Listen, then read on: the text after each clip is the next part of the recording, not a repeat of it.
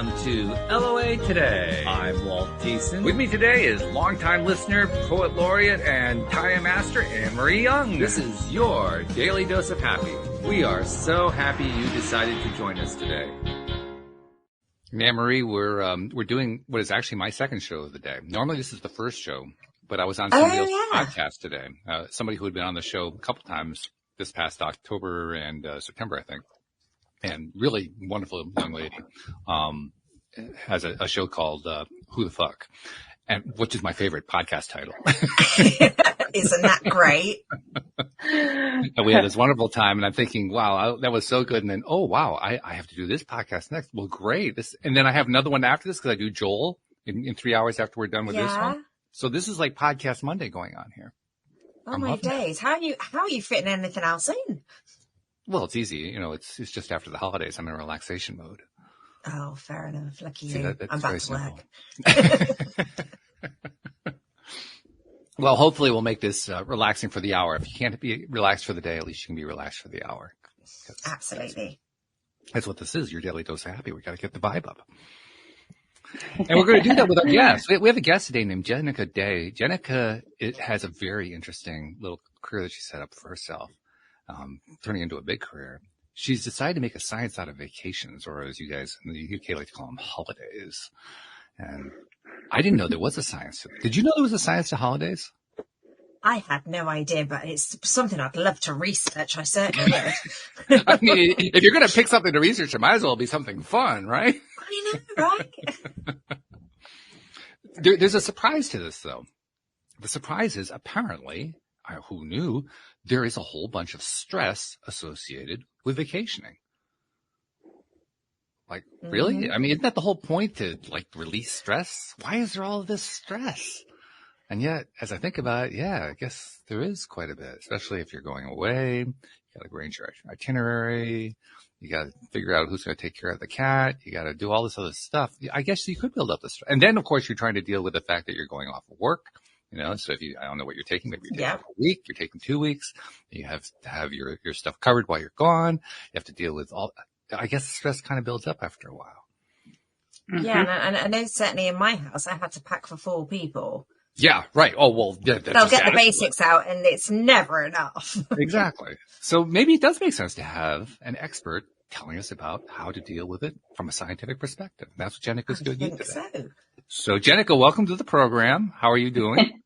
I'm good. Thanks for having me. Oh, it's so fun just listening to you guys chat about, you know, what I have to say it's just so interesting to me to hear, people's perspectives on kind of the term vacationing. We all have a different interpretation of it. And, I want to kind of hammer out what we should be thinking or feeling when we hear vacation instead of what I think we traditionally hear or think, which is. But this is not a typical career path. How did you latch onto this? How did you do this? How did you get there? So it's kind of a long story, but you know, we only have a certain amount of time, so I'll try and go through it quickly. But there were kind of 3 lessons that kind of led to this. So the first one was when I was in university, I was on a scholarship for wrestling. I was actually a wrestler in university, and we trained twice a day, every day except for the weekends. We were away, usually internationally or across Canada, wrestling in tournaments. And so I was supposed to be in this incredible shape. I had amazing biceps. I had amazing abs. I looked like I was in great shape, but I felt terrible. And so I was really experiencing what, you know, people refer to as overtraining syndrome. And that's when you just don't give your muscles enough time to rest. Right. And so you're not actually performing optimally or at your peak because you're tired all the time. You're not resting. And so that was kind of like this first trigger that I had. And I was also doing an undergraduate degree in kinesiology and psychology. So I was learning about these things behind the scenes, but I was also overtraining. So that was kind of the first trigger of like, you know, rest is really important for peak performance. And you're never going to reach your potential. You're never going to perform at your best if you're not resting properly.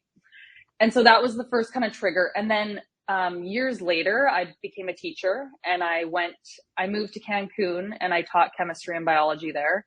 And before I went there, I thought, this is the dream. I've got it all figured out. I'm going to be on permanent vacation. I'm working abroad, but I'm going to be on permanent vacation. I'm going to be relaxed. I'm going to have this amazing life. And what I found when I got there was that I was busy. I was really busy. I was, teaching, it requires a lot of effort, especially if it's your first year, because you're doing lesson planning behind the scenes at nighttime on the weekends. And so I was doing that. I was taking salsa classes. I was trying to learn Spanish. I had a goal of becoming fluent. I was every weekend I would go away because I had all these little places that I wanted to go see on my travel bucket list. And so I was busy, and I ended up burning myself out. And I was like, how do you burn out in Cancun? This is not the dream that I came here for. And so that was this other little trigger that it doesn't matter where you are. Like, Cancun can't make you be on a vacation. It's more than that. So that was another little trigger. And then I came back home, and I actually ended up doing a master's in business, and I transitioned into a career in e-commerce. And so I went from having 10 weeks of vacation every year to having 2 weeks of vacation. Ooh. And I thought, I was burned out and I had 10 weeks of vacation. How is this going to work? How am I going to have 2 weeks of vacation and sustain myself occupationally? So I kind of started doing a little bit of research then into occupational recovery and what it means to be on vacation and how I can actually rest and not be so busy. And then I kind of just went down a rabbit hole. I tend to do that. I love science and I love researching. And so I just kind of went down a rabbit hole, and I kind of experimented with my vacations to see how I could make things work. And then I just ended up having kind of enough information to start writing a book. And so through the process of writing a book, I just, got all this information, all this science. I reached out to researchers and chatted with them. And it just kind of transformed into this new path of educating people on rest and recovery for our occupations. And so that's kind of how I got here. And educating yourself along the way. I mean, because that's the really most important part. You needed it. And, oh, by the way, here's the rest of it for the rest of the world. 100%. Yeah. Yeah. That's the best way to learn, I think. Yeah. Because when you're learning that, you're basically, you're learning for yourself, which is what you need to do. And then people who are in the same boat find you. That's what I learned with this podcast. I started this podcast because I was in desperate financial straits and needed help. I couldn't even afford to hire somebody. So I had to start a podcast to get some free help, which worked. But that's why I started the podcast. And then, a few years later, oh my God, there are listeners. Where'd they come from? Yeah. But one comes before the other. You have to work on yourself first. And I've heard from a lot of authors who write in nonfiction self-help realms, that you write for yourself, right? Yes. You write the book for yourself, and there'll probably be other people who can relate to it as well. And that's what I did. It was basically a diary of me, figuring out how I can not be burned out and how I can be healthier using my time off. So yeah, that's kind of what happened. I like also how you talked about the fact that you burned out in paradise. It sounds so impossible. How could you possibly burn out in paradise? But just goes to show it isn't the paradise. Paradise isn't what makes it paradise. Mm-hmm. Yeah. And that's one of the things, we'll probably talk about it a bit later, but I write about this in the book. There's 4 vacation myths. And one of them is that you have to travel to vacation. And it's not necessary. You can rest and recover from work in your living room, or you can read a book on a park bench, a block away. And that can be just as beneficial for your health and well-being than going to Cancun. And actually, like you guys talked about at the beginning, vacations when you travel are quite stressful. You ask most people, well, there's always that saying too, when you return from a vacation, I need a break from my vacation. I need a vacation from my vacation, right? Mm-hmm. How many times have we all heard that? And it's because, sometimes we travel for a vacation, and it's like you guys said, the packing, you have 4 people to pack for, leading up, you have to get coverage at work, all these little things are stressful. And although we want to have those great experiences and make great memories, it's also this other side of the coin, which is, you really need to use that time away from work to recover. and perform at your best. And it's not necessarily about travel. I love travel, so I would never tell anyone not to travel, but there's some things that we can do to kind of decrease stress, but there's also, you know, you can vacation at home, and that's a great option as well. I remember early on in my life, my earliest trips often were trips to visit family, especially when I was in my 30s. My parents moved to a lake, so I had a great place to go for vacation every year because, there was all the lake stuff to do. But I remember every time I would arrive, I would be there for at least a week. And the first day or two was all about de-stressing from going on vacation.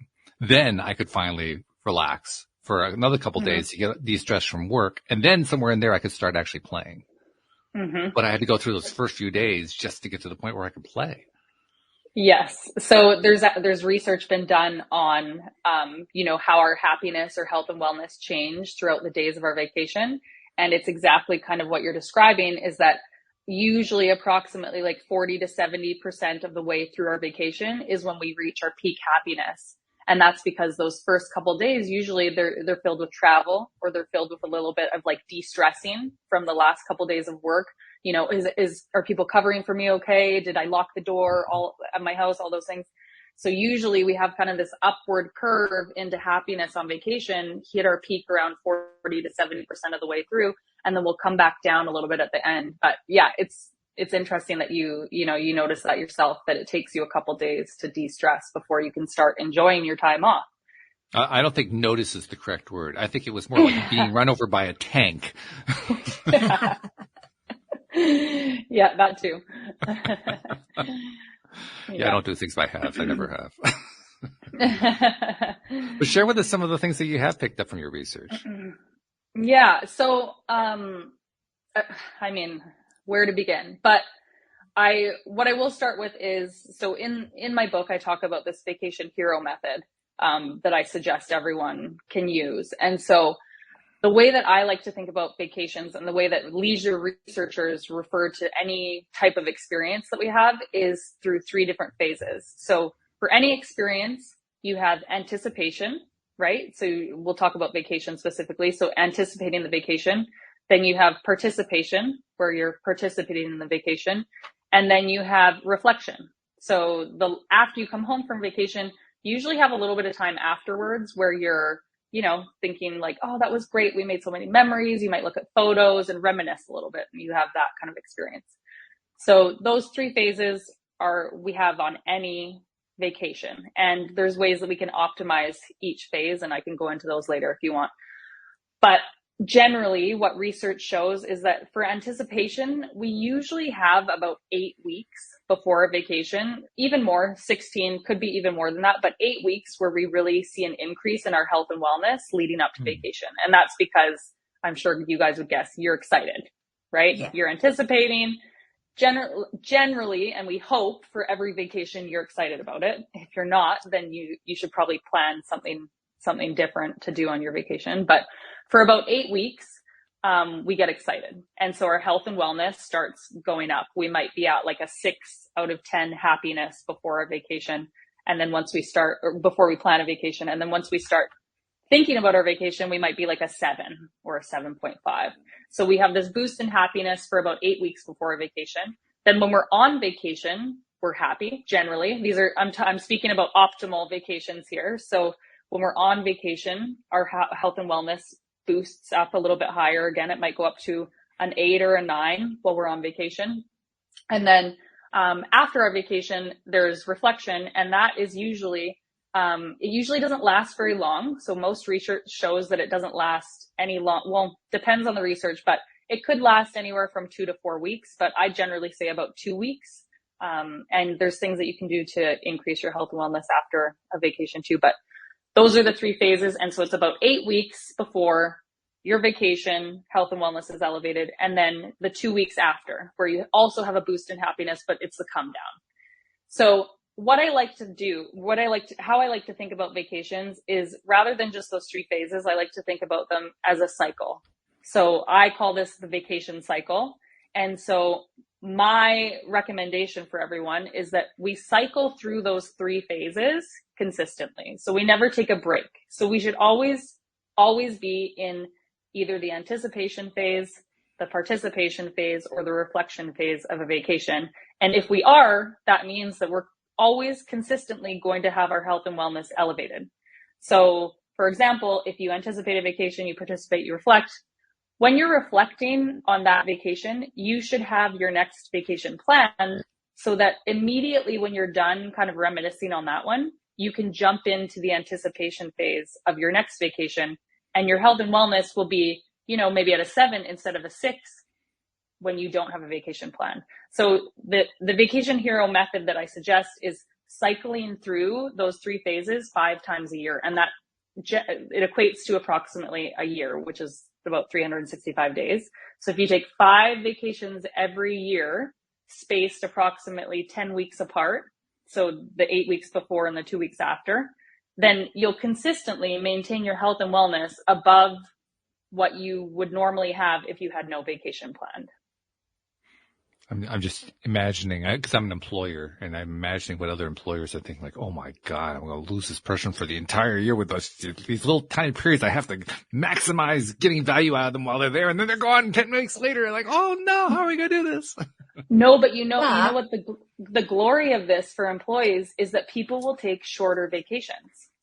So the idea is, rather than taking one big long 3-week vacation, employees will take, these little 5-day vacations.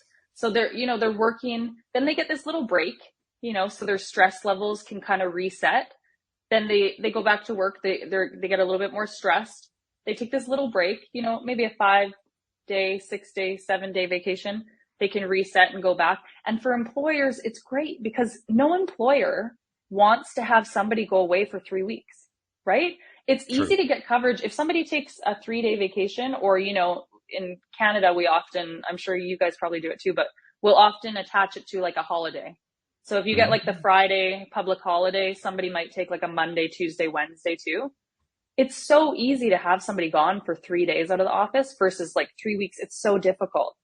And research actually shows that shorter vacations are actually just as beneficial as long vacations. So it doesn't matter if you go for 3 weeks versus 5 days, you're still going to get the benefits, and you're still going to have, the time leading up to the vacation and the time after where somebody's happier and healthier at work. So it's actually a great thing for employers as well as employees. Yeah, I'm glad you said that. Actually, excuse me a minute, Emery, and then we'll bring you in. I just wanted to say that as an employer, I kind of overstated the case a little bit, because we really do, like you say, we want our employees to take the rest. We want them to be at their peak. And what we really learn to do is make sure that we're scheduling our year in such a way that we're not dependent on somebody who's going to be away for 3 weeks or a month or something like that. So that we don't have those big kinds of gaps going on, because that's actually the hardest stuff to manage. So I think you're 100% right about that. So, sorry, Emery, what were you saying?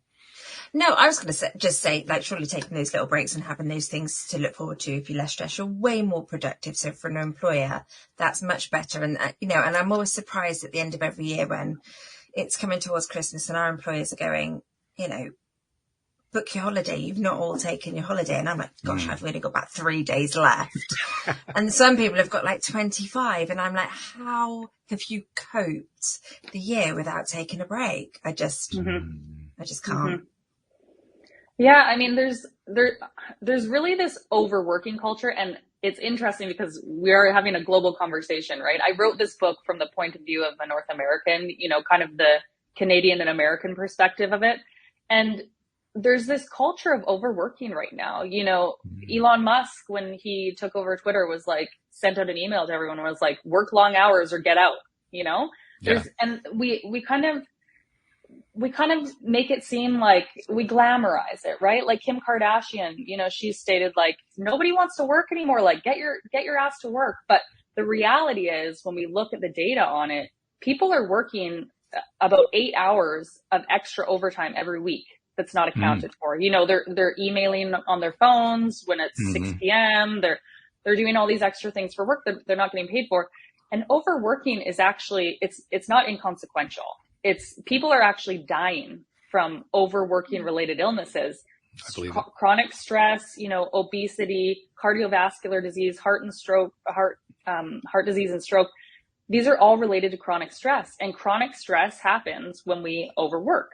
And so if we don't take these little breaks and we don't optimize them, we don't take them properly, you know, we don't put our phone away, we don't turn off all the things and all the distractions, then we're just heading into more and more chronic stress. So it's a problem that needs to be solved. And I think that part of the problem is this overworking culture.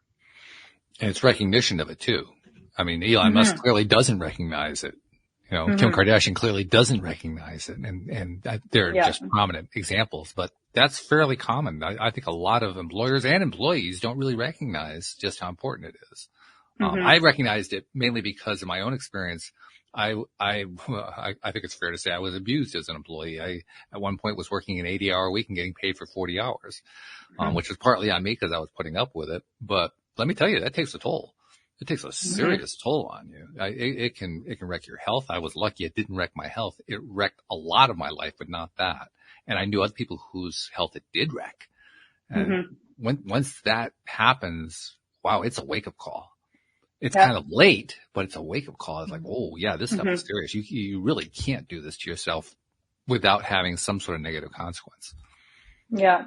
Yeah. And the problem, too, is that how stress generally works, or what they say, the effort recovery model is what I've kind of looked at for this, is that stress accumulates. So the longer you go without taking a proper break from work, the more stress accumulates, and your stress just goes up, up, up, up, up, up, up. So if you're taking that 3-week vacation once a year and you're not getting those little breaks, you're going to push yourself up into like really dangerously high levels of stress before you get that break.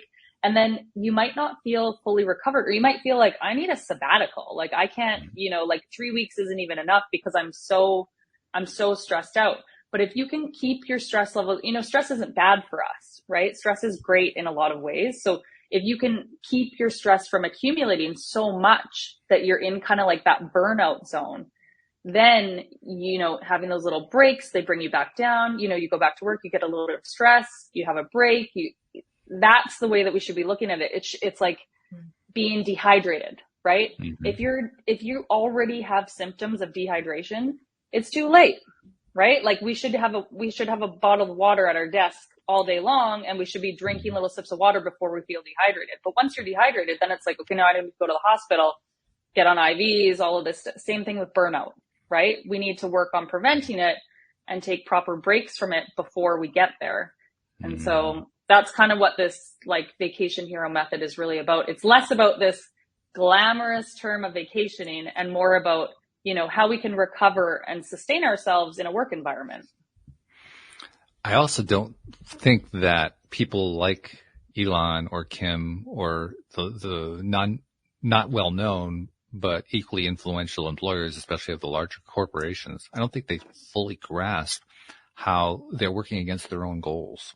Because every single leader of every major corporation wants to make everything as efficient as they can. They want to make it, humming like a machine. Well, that's really what they're trying to do. They're trying to turn it into a machine that just hums right along. And they don't seem to realize that when they ask people to put in those extra hours and do that go to extra mile and so forth, they're undercutting the ability of the machine to hum. I don't think they make that connection. Yeah. And that's the thing, is that we need to be working smarter, not longer, And so Agreed. Michael Walker talks about this in his book, Why We Sleep. I don't know if you guys have read it. It's a great book, but he talks all about sleep and the science of sleep and how not getting enough sleep affects our work. And he says, if you're not getting enough sleep, you're going to be something that you could get done in half an hour takes an hour to do. Right. So if people aren't, sleep is a whole other ballgame. We don't need to get into that. But if people aren't taking proper breaks, same thing, right? A task that takes you 30 minutes to do normally with a full night of sleep and a full day of rest might take you an hour to do.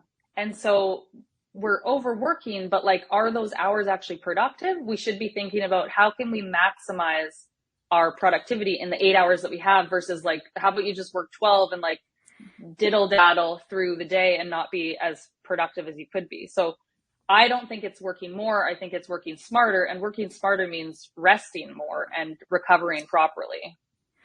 I'm curious also to know what your take is on this next piece, because I'm going to take it a step further and say it's not just about working efficiently and being as productive as possible, because that model of efficiency, that model of productivity, and let's face it, that's what employers today are overwhelmingly concerned about and focused upon. They have all their analytics that they're paying attention to. They have all of their programs that are designed to feed into it. But they all really miss a very, very important point in my view. And I'm curious to see what you take on it. To me, it's a mistake to assume that you can make creativity efficient. It's a mistake to assume you can make creativity productive, because you can't. And anyone who tries to do that is ultimately going to undermine their own creativity and the creativity of their staffs. And that's not something you can easily measure with analytics. Mm-hmm. Yeah. There's this is very well known, but there's research done on creativity and taking breaks. And when you take a break, that gives your brain the space to think about things from a different angle, to use different parts of your brain, to attack a problem from a different direction, right? And so if you're not taking breaks, you're never getting off the train to just say like, okay, something hasn't been working. Maybe I can try it a different way. Or like, even my book, for example, I started really writing and researching it when I went on mat leave. And I think it's not a coincidence that I took a step back from my working environment and I was able to think like more creatively about some of the questions that I had and like put more creative energy into the book that I had. And then also it's taken me so long to publish the book, which when I first started writing it, I'm like, I'm going to hammer this out and I want to get this done in like a year and like have it published so I can like, let's get the ball rolling here. Right. But I've been at it for 5 years and from an outside perspective, people will be like, why that's so long? But I've been taking breaks from it. And every time I take a break from the book and I come back to it with new eyes, I see it from a different lens. And I think, this could be better. Or what about this? There's full chapters that I thought, I didn't even have those in there in the first draft because, I just wasn't thinking that way. Anyways, incubation is what they call it. So Graham Wallace was one of the first to propose kind of like the creative process. And incubation is when, your ideas are incubating and then they are illuminated. So he calls it illumination when, you're in the shower and something pops up in your brain and you think, what about that? Or like, I forgot that, or I could do that. And it's the creative process really needs time away from actively working at something to flourish. And then to confuse the whole issue even further, you have a number of individuals, including the best known ones. You mentioned Elon and Kim. I'll throw Steve Jobs into that mix. Somebody who thrived under pressure. Steve Jobs was all about producing amazing, creative, spontaneously brilliant ideas under tremendous amounts of pressure because that's how he worked best. And of course, the real trap there is, well, if it works for Steve Jobs, it must work for everybody else. But it's a trap because it's not true. What's interesting though, is I heard on a podcast, I can't remember who it was, but somebody that worked really closely with him. He said that Steve Jobs went on he vacationed to the same places every time he went on vacation, which I like to recommend because there's less stress when you've been there before and you've done it before and you know what time of year to go and all that. But apparently when Steve Jobs would go on vacation, he would like call in and be like, oh, I thought about this, or we should do it this way, or, and so I don't think that it's a coincidence that stepping away from your office physically or mentally can help think about things. Helps you think about things from a different way. And even if he was working on those vacations, that little step back that, I'm going to go on vacation, maybe that mental shift or that like geographical distance that he had, maybe that came into play. And that was what allowed him to start having some of these ideas being illuminated. I don't know. And he's not here, so we can't ask him. But I personally think that little break, even if he kept working, would have been really, really valuable. Well, I'll throw another piece in, and this is a little bit of a downer, but Steve Jobs died young. I think we can all pretty much agree it was his career. His career killed him. It's not really, it's not up for debate. It's like everybody, he worked himself to death. It's pretty obvious. That's how he ended up getting cancer. That's how the whole thing happened. Do we actually take that into account when we measure it against all of the amazing contributions he made? Not usually. We measure the contributions separately, but you know what? They can go hand in hand. It really goes to your point of just how important it is to do things in a healthy way. Because the health goes above and beyond the creativity. It goes above and beyond the job. It goes to your life. And this is something that I like to ponder with people as well. Do you think Steve Jobs could have achieved all that he achieved if he had taken consistent, regular breaks and worked, a 60-hour work week instead of a 100-hour work week? There's an interesting idea. Yeah. I think so. I'll even suggest the idea he might have come up with even more than he did. Yeah. Perhaps, right? Like, and that's the thing is when you have a great idea and you're really passionate about something, I don't think anyone's going to say like, oh, you never would have got as far as you did if you had taken, an extra 5-day vacation every 10 weeks. Like, I think if you're on to something and you're really, you're a hard worker and you're smart and you are doing new things or whatever it is that you're doing, I don't think that a 5-day vacation it could even be a 2-day vacation. And I can talk about that later too, about like the length, but I don't think a couple short vacations throughout the year are going to hold you back from achieving your potential. And in fact, I think that it's going to help you. Yeah. I just know on a work day, if I'm feeling stressed, I will put on like just a 4-5 minute meditation on, and that just zones me back down. And it's different from a vacation, but it's that little break. It's that little break I'm having to refocus my mind to then be way more productive than rather sit there in this hectic space. Yeah. Yeah. And you think I like to make a lot of references to sports because I was an athlete and I trained at high levels and I have a degree in kinesiology. But like you look at all the sports that we have, most sports that we have, there's always an intermission. They're broken down into quarters, right? Right. And why is that? Why is that? Because you need to rest, you need to focus, you need to gather your thoughts. Exactly. And I also think from like an athletic perspective too, I use those kind of like points of time to propel myself forward. I played soccer for a really long time. That like intermission, the halftime, if there's only 10 minutes left before halftime, you're pushing yourself hard before that 10 minutes, right? There's a psychological shift that we have when we know a break is coming.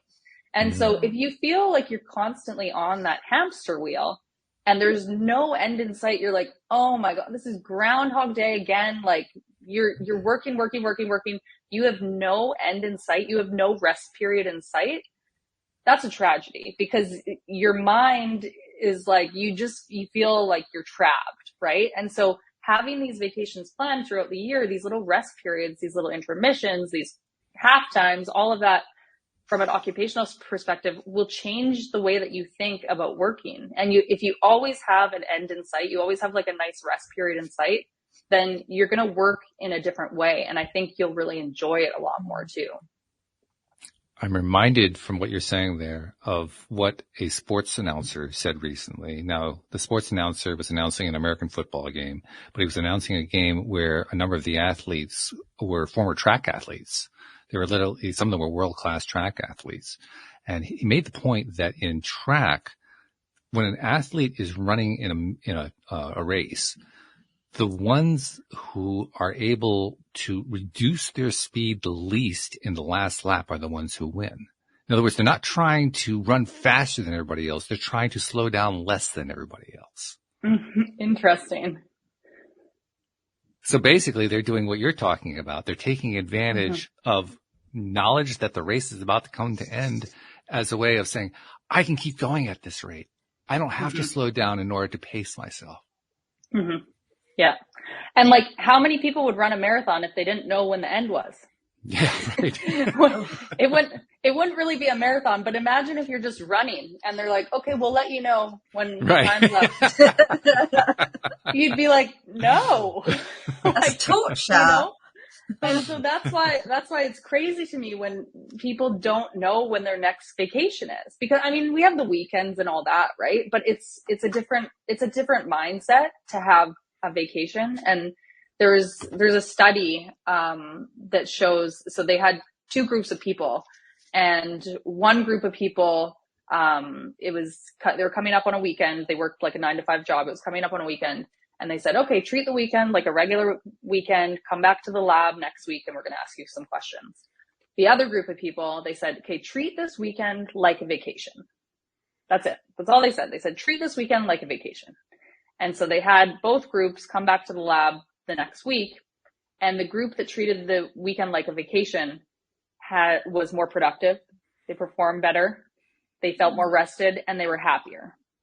And all they did was tell them to treat that weekend like a vacation, right? So it doesn't need to be a long break. It can be a weekend. It's just that shift in mindset when we're on vacation. We really feel like, we're taking a break. Weekends, it kind of feels like you're just like going through the motions, Groundhog Day, that kind of thing. But if we can make things into vacations and have these little vacations planned, that little shift in your mind will help you feel happier and perform better. Yeah. It's really food for thought right there too. Mm-hmm. I'm curious to know when we're talking about this, do you think that people are giving it enough attention to think about their vacations, to think about their time off, to plan things out, or are they letting things happen too randomly? Definitely too randomly. So one of the things that I'm really trying to do is I'm trying to make people step back from this vacation term or reshape the way people think about vacations. So generally, I feel like most people think, oh, vacations, it's great. There's memes about it.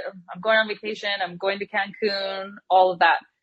I would like people to think of it more as a break from work. And that's traditionally what it was thought of. It wasn't a trip to Cancun. It was really a break from work. And so the word vacation stems from vacare, which means to be vacant, idle, unoccupied.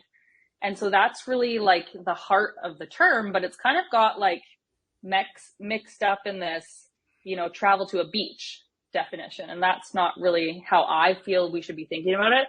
So I think that we should be reshaping the way we think about vacations and really be using that time intentionally to rest.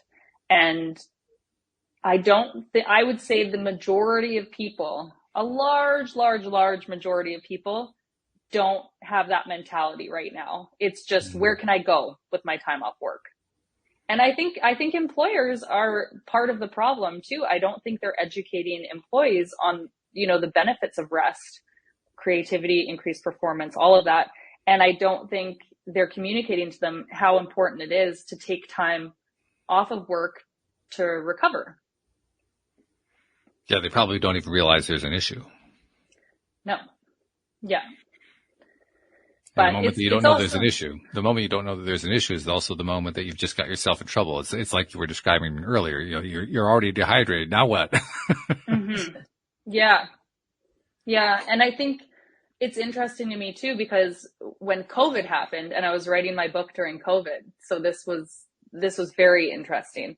So many people stopped taking vacations, and that tells you that informs you that my thinking is correct, right? People think, I'm not going to go on vacation because the borders are closed. I'm not going to take days off work. I can't go to Cancun. I can't be on a beach. I'm not going to have a vacation.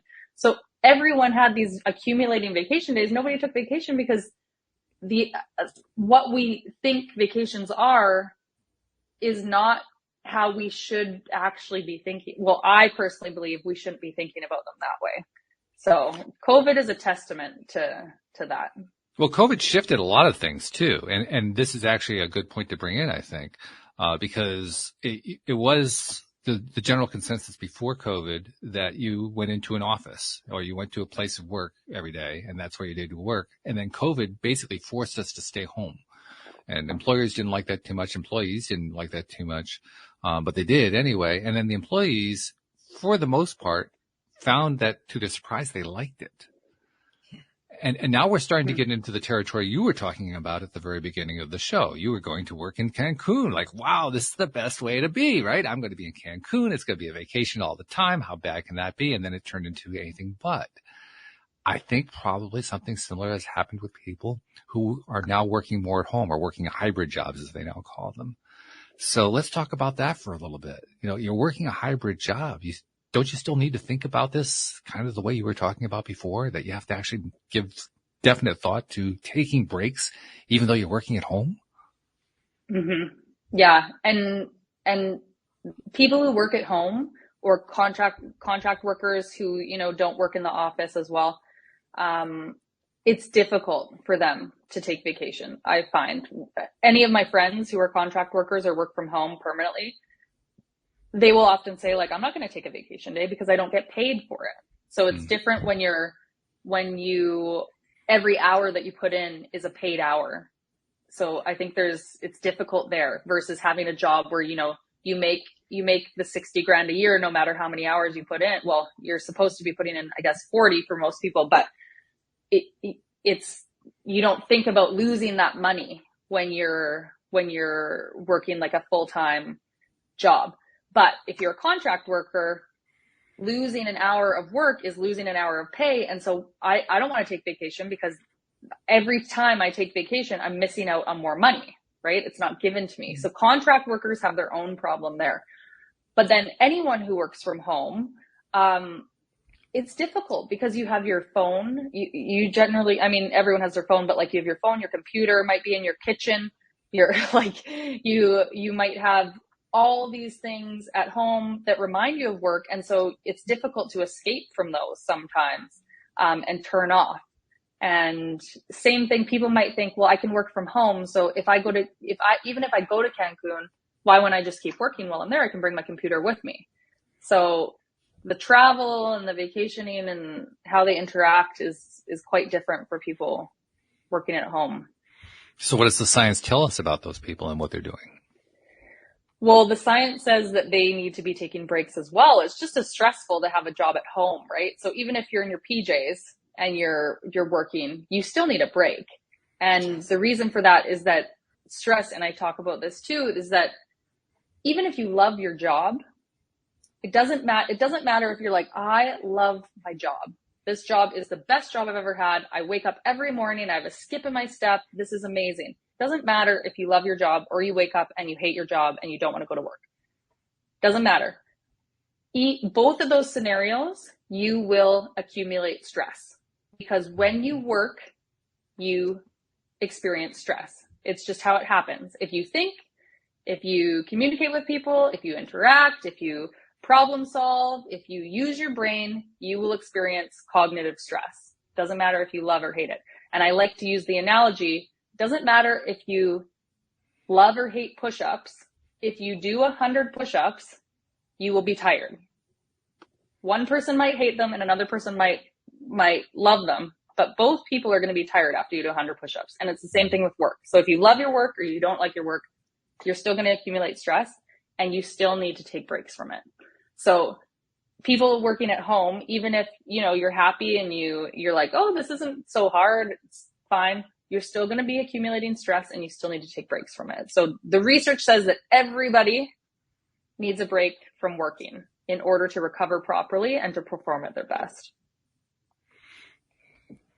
I can think of a couple ways to go here. I'm not sure what you're thinking about, Anne-Marie, because I mean, you kind of work in this field as well, in this broader field. I mean, tell us your experience when you think about this. What do you think about? I completely agree. I think working in the office and then working at home becomes the same thing. It's almost like I go to the office almost for a break because you get to talk to people and rather than just being stuck behind my desk and focusing and just going for it. But I used to be, certainly when COVID happened and we first started working from home and I was homeschooling as well, I tried to be everything, didn't take a break, worked extra hours and I just broke. I couldn't do it. It was too hard. And then I kind of thinking back to that, and I've been sort of reminiscing as you've been talking. It's like, so now I make sure I take my lunch break every day. And I don't do a lot of overtime, but I achieve my work in time. And I'm just much more boundaried now, because I know going to see my daughters when they get home from school is something I really enjoy, and it's something really precious. So I think I've just I don't know if it's my age or just from experience, but I do think, yeah, you need to take those breaks. And it just doesn't affect my productivity, because I could be sat staring at a screen, stressed and doing nothing. Or I can take a break for 10 minutes, come back, and then I've refocused and I'm productive. So, and I completely agree with taking breaks throughout the year. And I have, last year we didn't go away. I had a couple of staycations. I stayed at home and we chilled out, and I needed the break. And I did it just before Christmas. I took days off before Christmas because I was burnt out. I was a mama and I was just like doing everything. So I took a day off and it helped. It does help. It also helps when you're self-employed. It was one of the first things I had to learn, was creating a mental and physical delineation between work and home, because I was working at home. And at the time, I didn't have the research to lean on. I just knew if I didn't do that, because I had literally within 3 or 4 years previous to that, I'd been through that burnout period where I worked that 80-hour week being paid 40. So I knew what I could end up doing as a self-employed person. I could really, bury myself. And to a certain extent, I did anyway. I mean, it's not like I got rid of the old habit right away, but I was at least aware of it enough to realize I got to create a delineation here. I got to create a clear boundary so that I know when I'm at work and when I'm at home. And that takes some doing. It's not something, I mean, it's one thing to say you need to do it. It's another thing to figure out how to make that happen. I mean, Jennica, when you talk about that, how do you recommend people make that separation in their lives? Yeah. So there's 3 things that continuously come up in the literature for maximizing or optimizing your vacation. So one is relaxing. We all are very familiar with that. Mm-hmm. Harder said than done. So, I mean, we don't have a ton of time, so I won't go into all of that, but relaxing is very important. The other one is controlling. So making sure that you're doing something that you want to do with your time. So very often on vacations, we might vacation with somebody else and do something that somebody else wants to do. Our partner might want to go here. We say, okay, we'll go there. We might be introverted, but we go on a vacation socially, and that's not really relaxing. So you have to be in control of how you spend your time. We spend 40 hours a week generally having somebody else tell us what to do with our time. So when we're not at work, we need to make sure that we're doing something that is really fulfilling and relaxing for us. So that's another, relax, control. And the other one is detach. And so this one is probably the most important, and researchers will probably agree with that. We need to detach from work. And so this means physically and mentally. So we need to be physically away from work and the people there and our computers and our phones, and we need to shut down so that we don't have contact. I know it's easier said than done for some people. And we need to also not be thinking about work. So a lot of people, even if they shut down their email or they're away from work, they'll still think, oh, that problem, how I could have solved it this way, or I could have done that, or like, oh, I forgot to make that appointment with so-and-so, or when those thoughts come into our brain, we need to smack them out of the way like people do when they're meditating and say, not right now, I'm on vacation. And that's very difficult to do. But if you can achieve that, you will have a way more restful vacation than somebody who is consistently thinking about work through all the hours outside of work. This is so important that governments have actually, they know how important this is. So some governments and some employers have started, there's laws now that say you can't force employees to respond to emails outside of working hours. And there's some companies that will actually shut down their email server and say you can only send emails between like 8:30 and 5:30 each day. And that's because people are struggling with detaching because we're just connected all the time, right? So those are the 3 things: relax, detach, and control. And detach is arguably the most difficult and the most important one to do. Well, I'm reminded of our earlier conversation where we're talking about Steve Jobs on vacation, and he's got these ideas and he calls them into the office. He wasn't detaching at all. He was totally attached the entire time. Mm-hmm. Mm-hmm. And in that case, what I would say is, if say you are that type of person who goes on vacation and you have all these ideas illuminating and you're getting the creative juices going, write them down. Yeah. Write them down. They will be there for you when you get back to the office, and it's great to have all those ideas. I do that all the time. I will be walking, I'll be singing in the shower, I'll be wherever, ideas hit you at random times, and that's fine. Just write them down, put them in your little notebook in your smartphone, and come back to them later on, but don't let them interrupt your rest time. Yeah, I was just going to mention the apps on the phone. One of my favorite apps is a notes app. I mean, it's the dullest, most plain app you can possibly have, and it's one of the most valuable ones I've got. Yeah, agreed. Yeah. Take advantage of that. Really important. Emery, I mean, you're used to this now. You've been doing. How long have you been working hybrid? Oh, well, 2021. Okay, so you're in your third year now. Yeah. What are some of your tips? Like, how do you separate? How do you make first of all, how do you do those 3 steps that Jennica was talking about? And to what degree do you successfully do that? I'm pretty boundaried now, because when COVID first happened and my PC and my laptop and everything was on the dining table and I walked past it all the time, I couldn't disconnect. It was always like there's work there. So now I made the space to have a separate area, and I shut that door. I make sure I hibernate or shut down my laptop and it doesn't get touched again. Not until the next day. I refuse to have any work apps on my phone.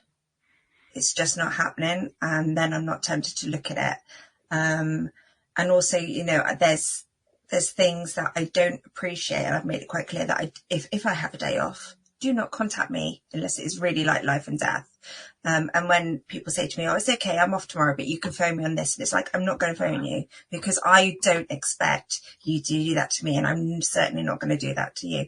So I'm pretty boundaried on it.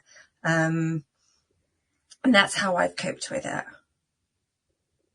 How's she doing, That's Jennica? Great. That's great. One of my pet peeves is when people leave the office and they say, like, I'm on vacation, but like, just text me if you need anything. And I'm like, nope. Like, you go on vacation. Nobody needs to text you. You're not that important. Just kidding. But like, we all have these complexes that things might shut down if we're not there. Things won't work. And it might be the case if you're a one-person show and nothing will actually work without you. But for the most part, I mean, you should get coverage before you leave, and you should have, somebody that can be your vice president while you're gone.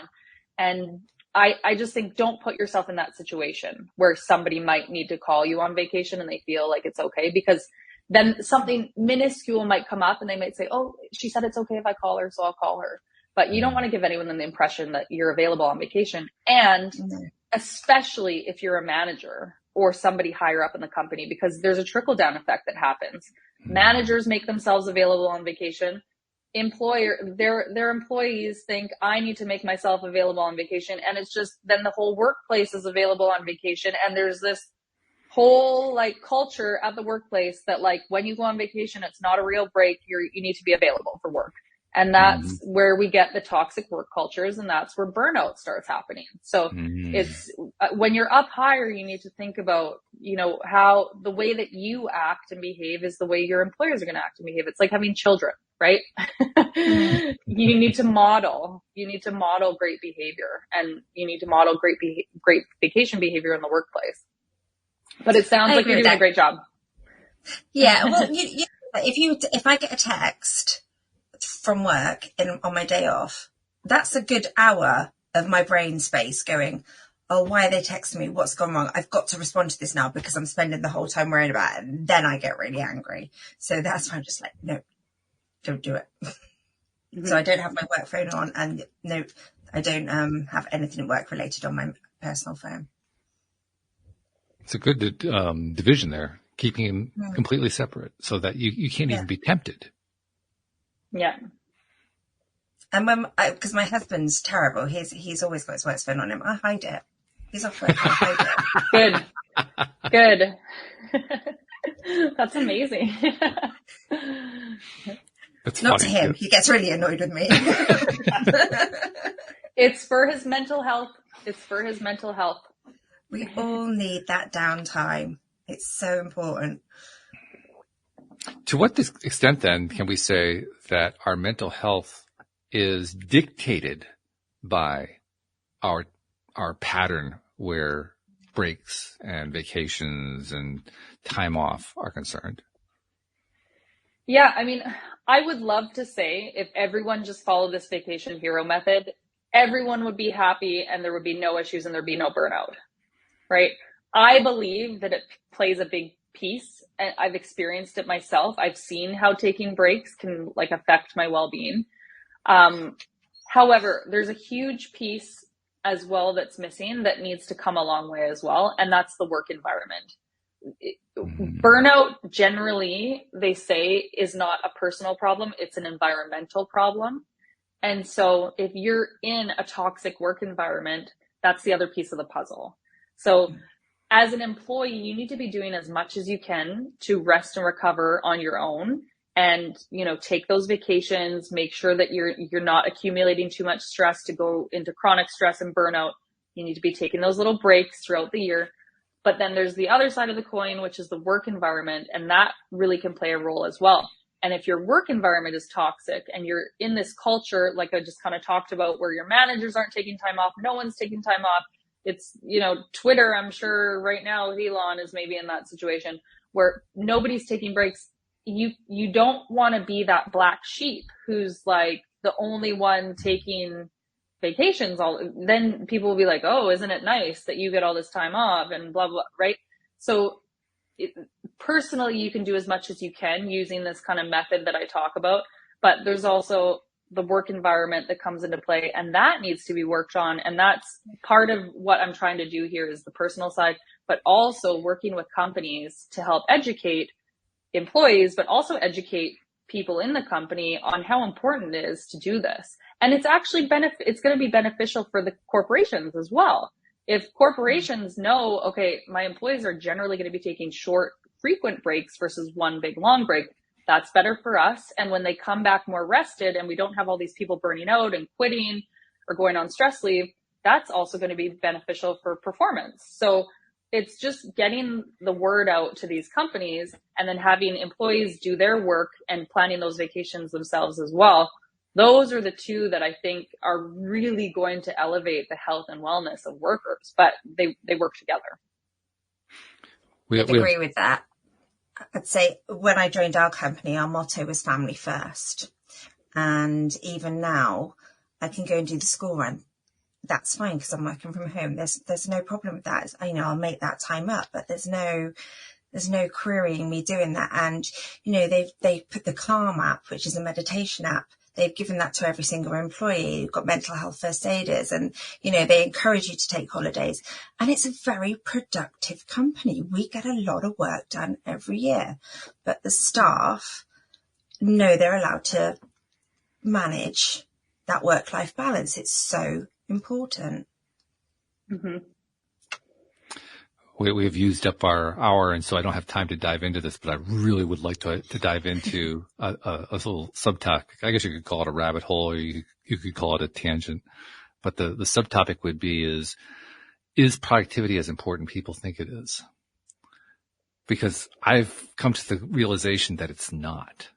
That productivity is actually dramatically overrated by our economy, by our economic system, by our political system, by our commercial system, by the whole thing. That productivity is way overemphasized. I think that we're actually moving in a direction where there's going to be less emphasis on it over time, but it's going to be more of a storm rather than an easy flow away from heavy emphasis on productivity. I think it's going to be, you know, lots of crash and burns and all that kind of thing before we get to the point where productivity isn't considered quite as important. But I think we're heading there. And I think that it's going to get to the point where people have to really think about it very, very differently. And I know this is going to be hard for many people to believe, but I think that that's going to happen primarily for economic reasons. Mm-hmm. I can't outline what I think those economic reasons are because it's too speculative. There are too many different ways it could go, but I can certainly hypothesize the idea that, you know, we could have various kinds of economic crashes, economic collapses and so forth that dictate kind of like what we experienced with COVID. I mean, COVID literally, among other things, led to a dramatic decrease in productivity. It had to. That was part of what the whole lockdown experience was. It was, yeah, okay, guess what, guys? Productivity is going to suffer and the economy is going to suffer. And it's exactly what happened. I think what ultimately it's leading to, and this is where my thinking perhaps is a little bit controversial, is that that's not a bad thing. Right now, we still think of that as a bad thing. I don't think it's a bad thing. Yeah. I just wish we had more time to talk about it. Yeah. Well, would we all die if the next generation iPhone didn't come out? Yeah. No. Right? And also, like, how do you define productivity? Is it productive to rest? Yes. Good point. Good question.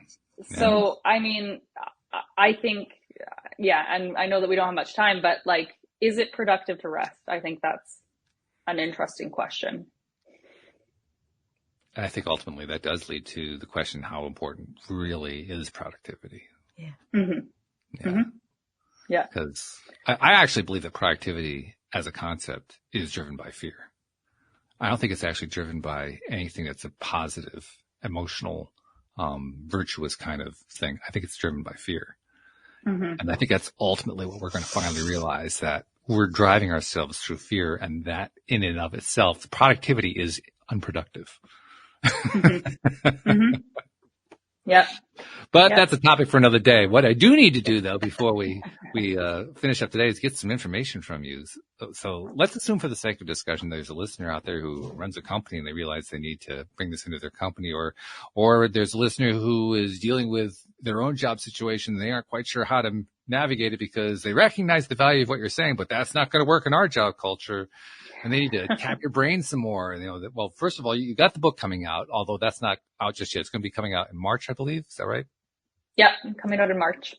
And it's called You Need a Better Vacation. So we want to keep an eye out for that.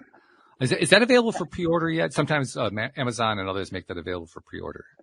I probably will be starting pre-orders in February, but not yet. Okay. So, well, by the time a lot of people hear the episode, then it'll probably be pretty close to that time. So that's a good thing. But for somebody who wants to find out more about you and what your research is and so forth, first of all, do you encourage people to reach out to you? Yeah, 100%. And how do they find you? I'm most active right now on Instagram. I also have a TikTok, and it's at The Vacation Nerd. Both of them are at The Vacation Nerd. So yeah, definitely I welcome anyone reaching out. And then I post some educational videos there right now. I have a 3-month-old, a new baby. So wow. Congratulations. Thank you. He's my third boy, so it's a little bit wild around here right now. And I haven't been as active on social media as I have been in the past, but that's the best place to reach out to me. I'm on there daily, except for when I'm on vacation. So yeah, that's the best place. Or dealing with the newborn, either way. I mean, there are priorities. Yes. Life has to come in, yeah? Exactly, yeah. Yeah, that's important stuff.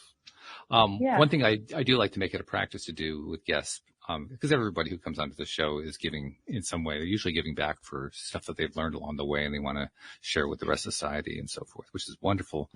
But I also noticed a couple of years back that we tend to ignore part of what happens with that, because you come onto our podcast and you're helping create this content. You create your own content. You're on other people's podcasts. You probably do your Instagram posts and so forth. You're putting all this content out, helping people who you never met, you never seen, never will meet, never will see. And you're not getting credit for it. Whoa, wait a minute. Wait. We're skipping something here, I feel. So I like to say, on behalf of those people you've never met and never seen, never will meet, never will see, that you're helping in some way. On their behalf, thank you for what you're doing, because you're making a very important difference in this world, especially on this topic. Oh, thank you. I appreciate that. I actually had a conversation with my husband the other day about, the value of content creators, and how, he was saying like, oh, some content creators get paid so much money to do it. And I was like, content creation is, it's very valuable, and it's a lot of work. It is. So Yeah. Thank you for pointing that out. I appreciate that. Yeah, I think we need to be recognized for that, because those of us who are doing that are contributing, and you're contributing, especially with this topic. This is a topic that can help people in ways that go way beyond anything you'll ever see personally. But oh my God, this could have reverberations that just go on forever. So yeah, I hope so. I think so. Yeah. So thank you for joining us. Anne-Marie, I always go to you to kind of pick out the juiciest fruit from the whole thing. Have you identified what the juicy fruit is today? I just think that it's the whole importance of having a break. And the thing that stood out for me is even just your weekend. Treat your weekend like a vacation. And if you take a day off, treat it like a vacation. You know, just change that mindset. I liked that. That was my quote of the day. Mm-hmm.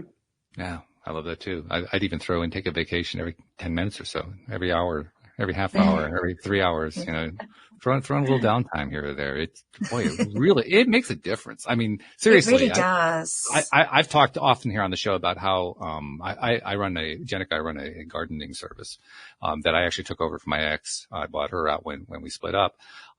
And before we split up, she did what most people do when running a business like that. She ended up working 60, 70-hour weeks, and she ended up getting sick over it, actually getting hospitalized. At that point, I had to take over running it to keep the thing going. And through various techniques I know how to do, I reduced that down to a 5 to 10 hour work week. And that I can't even begin to describe not only what they did for her, but what it did for me, what it did for our employees, what it did for the whole operation. Just having the person at the top reduce their own stress load that dramatically by reducing their work hours. I mean, I work 5 to 10 hours a week on it during the season. It's a seasonal job. I don't even do it right now. I'm in January. This is off season, you know, but during the season, I'm working 5 to 10 hours a week, and they're 5 to 10 of the most productive hours you could possibly have. But I'm only doing 5 to 10. Yeah. And yet I'm producing this fabulous enterprise where all these people are earning their incomes and all this kind of stuff. It just goes to show it's not about the hours. Yeah. Or it's inversely about the hours, maybe is the better way to say it. Yeah. And if you're working 80 hours a week, maybe you should dedicate some time to figuring out how you can do that same amount of work in less time. Yeah. I don't know, hire somebody to build an Excel, you know, spreadsheet that can do half of your job. You know, there's just there's always a way to offload it. There's always a way. Absolutely. Don't just accept it. Don't just accept it. That's the mistake. Accepting it and saying, it's my lot in life. I got to put up with it. Mm-hmm. Bullshit. Yeah. Yeah. Yeah. So thank you so much, Jennica. We really appreciate you taking the time and being with us and sharing all these great insights. Really, really good. Thank you so much for joining us today. Oh, thanks for having me. It was a great chat. Thank you to our podcast listeners everywhere. We'll see you all next time here on LOA Today. Goodbye, everybody.